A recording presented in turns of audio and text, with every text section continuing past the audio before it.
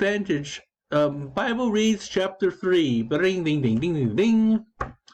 What advantage is there in being a Jew? Or what is the value of circumcision? Much in every respect, for it is the first place they were entrusted with the utterances of God. What if some were unfaithful? Will their infidelity nullify the fidelity of God? Of course not. God must be true, for every human being is a liar, as it is written, that you may be justified in your words and conquer when you are judged. But it is our wickedness. But if our wickedness proves proof of God's righteousness, then what can we say? Is God unjust, humanly speaking, to inflict his wrath? Of course not.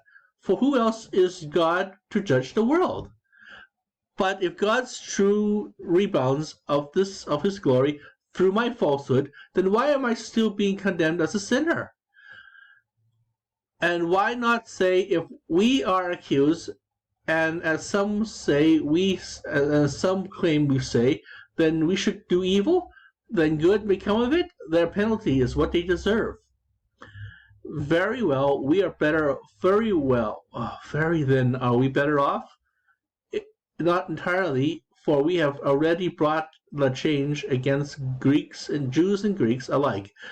The charge against Jews and Greeks alike, that they are all under the condemnation of sin. As it is written, there is not just one, not one. There is not just one, not one, and there is no one who understands, that there is not one who seeks God. All have gone astray, all are alike worthless. There is not one who does good, there is not even one. Their throats are open graves, they deceive with their tongues, the venom of asps is on their lips, their mouths and full of bitter cursing.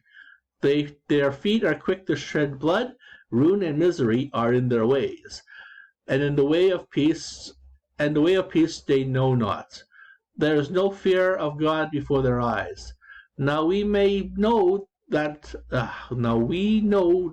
what the law says is addressed to those under the law, so that every mouth may be silenced and the whole world would stand still accountable to God. Since no human being will be justified in his sight by observing the law, for through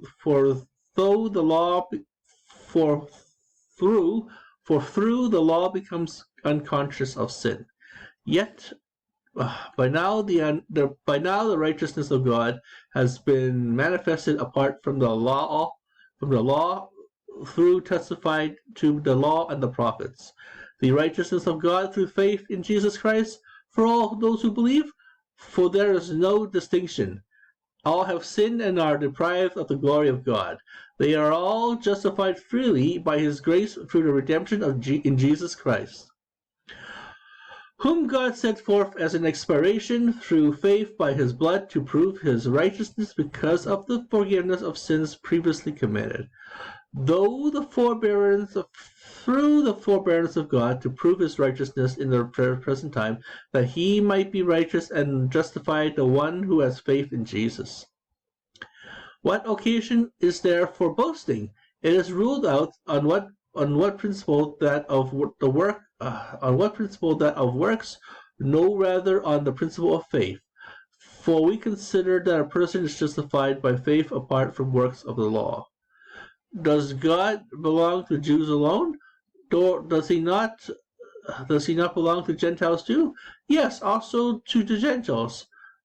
For God is one and will justify the circumcised on the basis of faith, and the uncircumcised through faith. Are we annulling the law by his faith? Of course not. On the contrary, we are supporting the law. Awesome stuff. Okay, thank you for watching our show. Have yourselves a lovely evening. 你走。